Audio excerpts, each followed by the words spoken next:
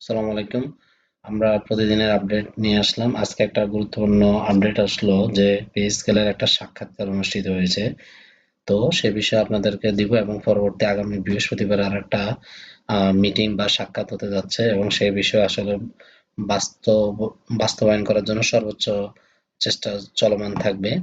তো এবং এর ভিতরে মার্চের প্রথম সপ্তাহে একটা ভালো একটা সুসংবাদ আসতে যাচ্ছে। তো আমরা আসুন বিষয়টা বিস্তারিত জেনে নিই। শুরুতে আমরা বলবো পে স্কেলের যে বাস্তবায়নের দাবিতে একটা গুরুত্বপূর্ণ মিটিং অনুষ্ঠিত হয়েছে। সেই মিটিংটা হচ্ছে আপনারা ছবিতে দেখতে পাচ্ছেন।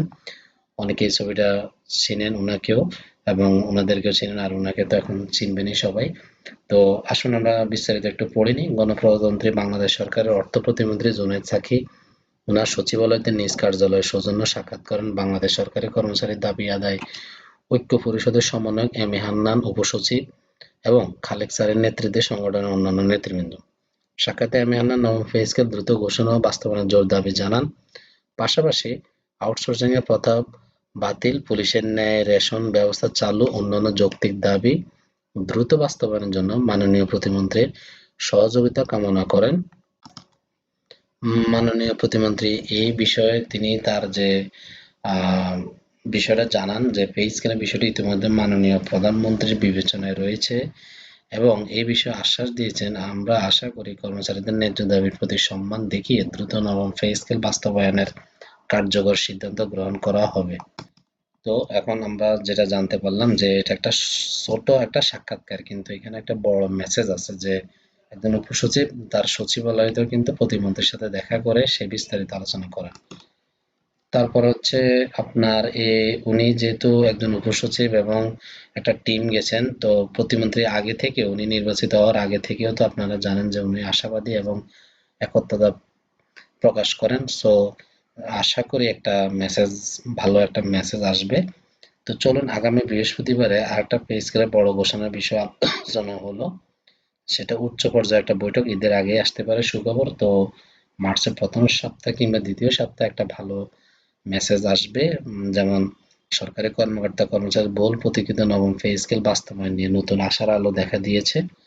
নবগঠিত সরকারের পক্ষ থেকে এই বিষয়ে চূড়ান্ত পর্যালোচনার জন্য আগামী বৃহস্পতিবার একটি উচ্চ পর্যায়ের জরুরি সভা আহ্বান করা হয়েছে। সংশ্লিষ্ট সূত্রগুলোর দাবি, পবিত্র ঈদুল ফিতরের আগে পে স্কেল নিয়ে বিশেষ কোনো ঘোষণা বা আংশিক বাস্তবায়নের জোরালো সম্ভাবনা রয়েছে। দীর্ঘদিন ধরে দ্রব্যমূল্যের ঊর্ধ্বগতি এবং জীবনযাত্রার ব্যয় বৃদ্ধির ফলে সরকারি চাকরিজীবীরা নতুন একটা বেতন কাঠামোর দাবি জানিয়ে আসছিলেন।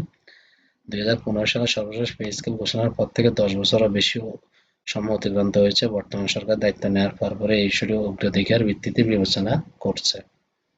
বৃহস্পতিবারের বৈঠকে পে স্কেলের রূপরেখা, আর্থিক সংস্থান এবং বাস্তবায়নের ধাপগুলো নিয়ে বিস্তারিত আলোচনা হতে পারে। গুঞ্জন রয়েছে যে বাজেট এবং অর্থনৈতিক পরিস্থিতির বিবেচনা নিয়ে সরকার একেবারে পুরোটা না দিয়ে কয়েক ধাপে পে স্কেল কার্যকর করতে পারে। আসন্ন ঈদের আগে যদি ঘোষণা আসে তবে কর্মচারীরা নতুন স্কেল অনুযায়ী উচ্চ ভাতা পাওয়ার প্রত্যাশা করছেন। নবগঠিত সরকারের শীর্ষস্থানীয় মন্ত্রী এবং সচিবদের উপস্থিতিতে এই বৈঠকে হবে, যা বিষয়টির গুরুত্বকে প্রমাণ করে। কর্মচারীদের মধ্যে উদ্দীপনা, সামাজিক যোগাযোগ মাধ্যমে এই সচিবালয়ের খবর ছড়িয়ে পড়ার পরে উৎসবের আমেজ বিরাজ করছে।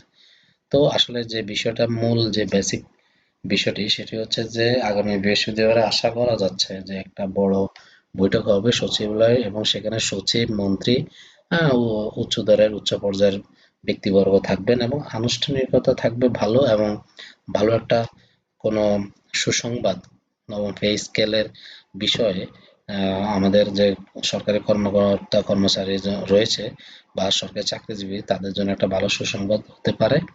তো আজকে এই পর্যন্ত। আমাদের চ্যানেলটি আপনারা সাবস্ক্রাইব করবেন, আমাদের সোশ্যাল মিডিয়া ফলো করবেন। আশা করি আমরা সরকারি চাকরির যে কোনো নিউজ, বিশেষ করে সুযোগ সুবিধা, এটা স্কুল প্রতিষ্ঠান হতে পারে, কলেজ হতে পারে, বিভিন্ন সরকারি অন্যান্য মন্ত্রণালয় হতে পারে, যে কোনো সুযোগ সুবিধা বা যে কোনো আপডেট নিউজ আমাদের এখানে চলে আসবে। আপনারা সাবস্ক্রাইব করবেন, আমাদের পাশে থাকবেন। ভালো থাকবেন, সুস্থ থাকবেন। আল্লাহ হাফেজ। আসসালামু আলাইকুম।